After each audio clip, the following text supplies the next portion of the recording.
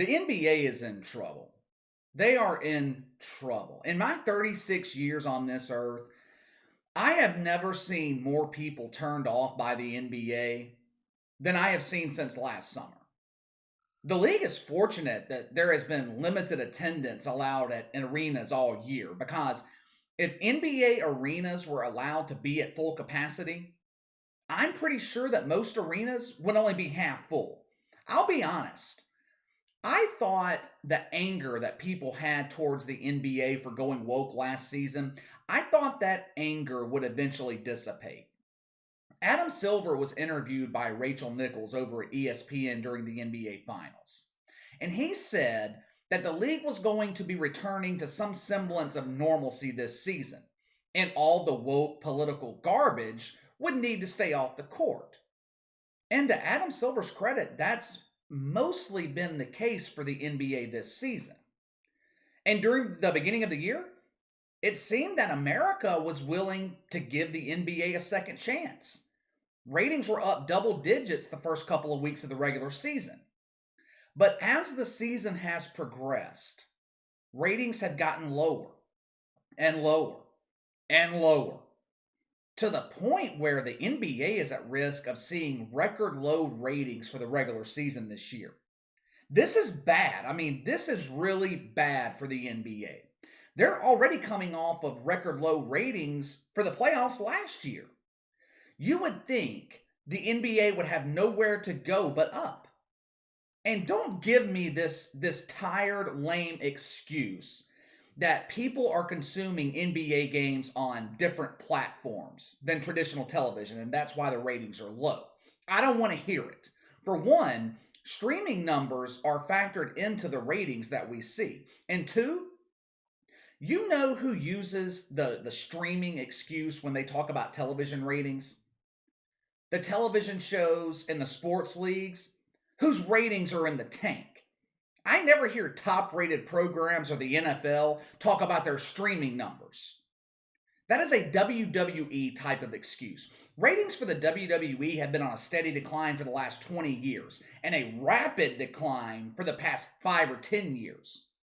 Anytime I see talk from WWE about their ratings on Twitter or in news releases, they always use the streaming excuse. People are not watching us on television anymore because they're streaming us on YouTube or the WWE network. We're really popular on social media. Yeah, no one cares. No one cares. Dancing cats are popular on social media. Advertisers, they don't give a damn about dancing cats.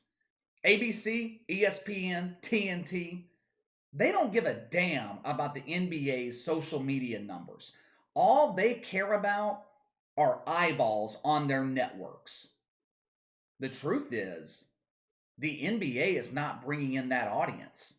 Since the 2011-12 season, about 9 years ago, the NBA has lost damn near half of their audience.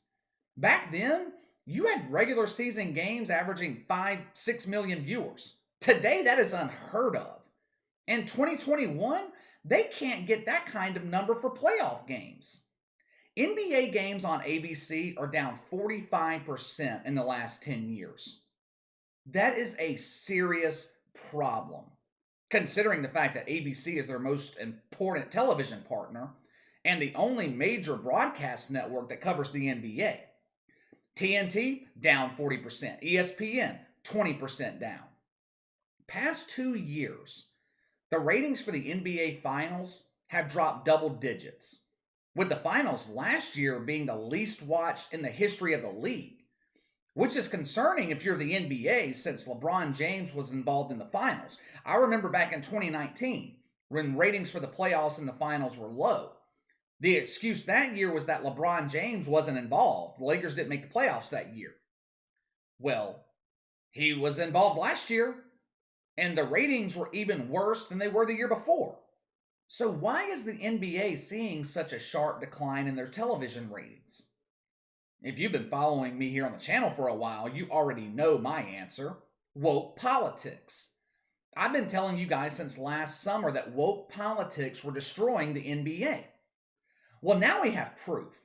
This is no longer just my opinion. It's now a fact.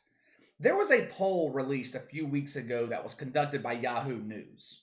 Now, just so we're clear, Yahoo News is a woke news outlet. So this is the wokers conducting a poll on woke politics' impact on sports. So I would assume that it's not biased. The poll found that 34.5% of people said that they're watching less sports due to the leagues embracing social justice politics. And if you happen to be a Republican, chances are 53% that you are watching less sports because of social justice politics. This explains why ratings for the NBA are close to record lows this year and last year. The 2021 All-Star Game, just last month, least watched All-Star Game in NBA history. Just 5.9 million people tuned in. A recent regular season game on ESPN, Bucks Sixers, drew an abysmal 0.6 rating, down 41% from the same day in 2019. This is bad if you're Adam Silver in the NBA. This season for the NBA was supposed to be kind of like a rebound year. They're playing less games. The regular season was supposed to mean more because they're playing less games. It's supposed to be more exciting. Instead, the exact opposite has happened. The regular season is still meaningless and no one is watching. Let me tell you another problem in the NBA today. Woke politics are the main reason that the audience is tuning out. There's no doubt about that. But the ratings for the NBA have been steadily dropping for the last 10 years. Why? Why is that? The average American no longer relates to the modern NBA player. Now you may think, how can the average American relate to any professional athlete? They make millions of dollars. And that's true. But professional athletes have always made more money than the general population. Back in the 1990s, people related to Michael Jordan. They related to his work ethic. They related to his relentless desire to win at all costs. I mean, that's what corporate America is all about, right? Winning, or in the case of corporate America, making money at all costs. People could relate to that in Michael Jordan. We can relate to modern day players in the NFL. Drew Brees could be your next door neighbor. I criticize Dak Prescott on here all the time, but he seems like he would be a fun dude to chill out with and drink a beer. I can't say that about most players in the NBA today. I don't want to hang out with LeBron James. I don't want him lecturing me about how rough he's had it in America because of his skin color. All the while, he's living in an all-white neighborhood that's gated and guarded 24 hours a day by security. Another reason that we can't relate to modern NBA players, load management.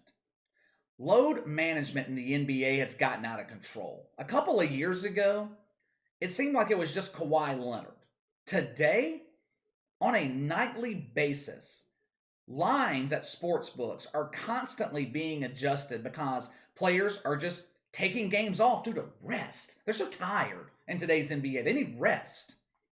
Regular people cannot relate to that.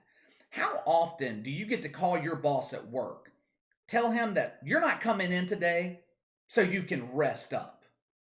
The bottom line is, many players in the NBA today are soft. They're soft. And America has never related to softness. I don't know that there's a clear solution to this problem for the NBA either. I really don't. When the NFL went woke back in 2016, people were quick to forgive them. They blackballed Colin Kaepernick, and the audience came back the following year in 2017. The NBA is not going to blackball LeBron James, but even if they did, I don't think it would matter. The NBA is no longer appointment television. Fans aren't as invested in the league as they were in the past. People just don't care. The only thing that could save the NBA at this point is a transcendent player, a once-in-a-generation talent, a LeBron James who's not tainted, or Michael Jordan, Magic Johnson, Kobe Bryant, guys like that level of player. Now, the league thought they were getting that with Zion Williamson, and maybe they will. The problem right now with Zion, he's not winning. If he can turn the Pelicans around, then Zion Williamson's definitely somebody that the NBA can build around. He has the charisma to draw an audience, but if Zion Williamson doesn't work out, then there's not another superstar on the horizon that can save the NBA. The death of college basketball has really hurt the NBA. 20, 30 years ago, when players stayed in college 3 years before being drafted, the NBA had ready-made stars coming in every year. Those days are over. They're long gone. College basketball is dead.